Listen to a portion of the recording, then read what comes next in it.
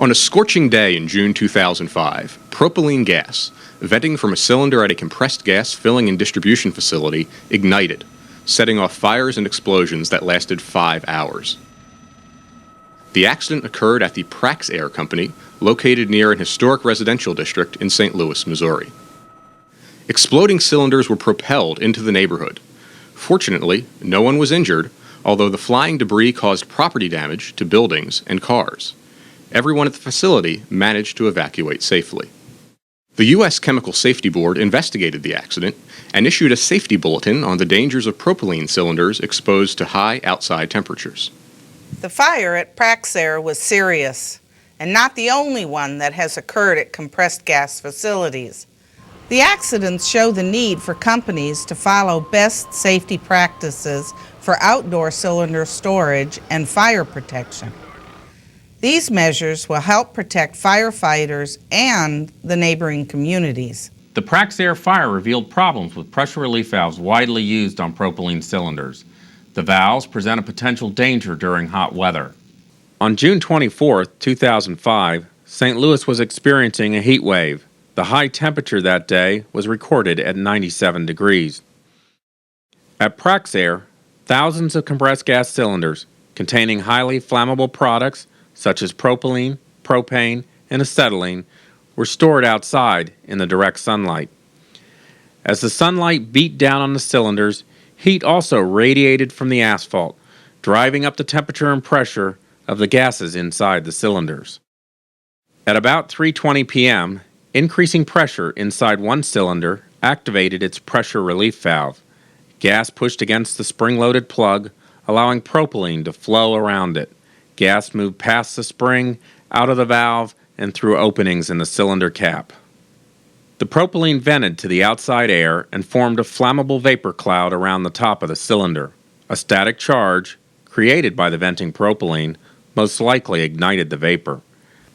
A Praxair security camera recorded the vapor release and ignition. The vapor begins escaping from the cylinder seconds before 3:20 p.m. It ignites immediately. An employee sees the fire and sounds the alarm. Within 30 seconds, the fire is spreading rapidly, heating surrounding cylinders, causing them to vent gas, adding more fuel to the flames. Just over 1 minute after the initial vapor release, smoke begins to darken the facility as the fire rapidly grows out of control. 90 seconds into the incident, the camera records blinding flashes as cylinders begin to explode. Cylinders begin rocketing through the air, further spreading the fire. Because the alarm was sounded quickly, all workers and customers evacuated safely. This news footage, recorded by KMOV-TV, shows the fireballs from exploding cylinders of propylene, propane, and acetylene.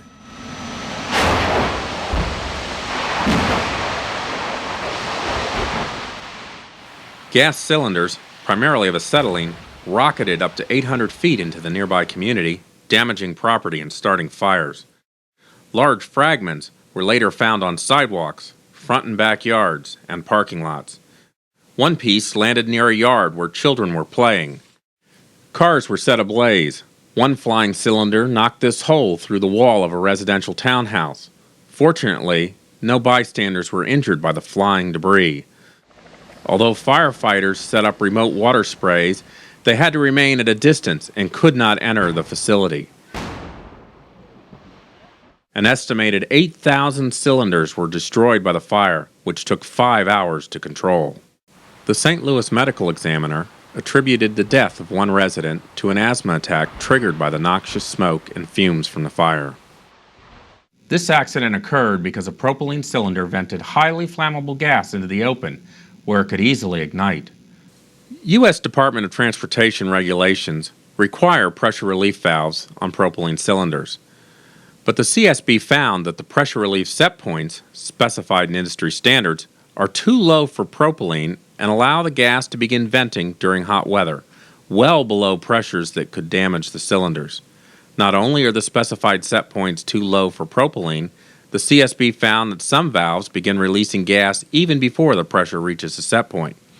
Finally, we found that each time a pressure relief valve opens, its performance deteriorates, making it more likely to vent gas at too low a pressure in the future. In addition to the incident at Praxair St. Louis, the CSB investigation looked at 3 similar incidents, including this one at the Air Gas Distribution Facility in Tulsa, Oklahoma in August 2003, a fire and explosions at the Air Liquide plant in Phoenix, Arizona in June 1997, and a fire at Praxair's Fresno, California facility in July 2005, just 1 month after the accident at the company's St. Louis facility. All involved the ignition of leaking propylene, and all occurred on hot summer days with temperatures above 100 degrees. This video, shot by the Tulsa Fire Department as firefighters sought to contain the 2003 fire, shows the extensive off-site damage that occurs from cylinders rocketing into nearby communities, setting fire to homes, vehicles, and businesses. Gas cylinder fires spread very quickly, and exploding cylinders put firefighters' lives at risk and endanger the public. The CSB's Safety Bulletin recommends a number of best practices for cylinder storage and fire protection. We urge companies to install fixed fire protection systems, such as fire monitors or water deluge systems, which can cool cylinders and prevent the fire from spreading during the first critical moments after ignition. Gas release detectors can be used in storage areas to sound alarms and trigger fire protection systems. Barriers such as concrete walls can be installed to confine exploding cylinders to the storage area. The key lesson from the CSB's investigation is that many relief valves still in use today on propylene cylinders could lead to catastrophic fires during periods of hot weather. The CSB recommends that the Compressed Gas Association, the industry's primary safety organization, revise its standards for propylene relief valves. These valves need improved reliability and also a greater safety margin between the pressure of propylene inside the cylinders and the pressure at which the valves open, so that they do not vent prematurely. Some compressed gas distributors, including Praxair, are already replacing relief valves on propylene cylinders. Propylene cylinder fires and explosions can be prevented. Thank you for watching this CSB safety video. For more information about the Praxair accident and the CSB Safety Bulletin, please visit our website at csb.gov.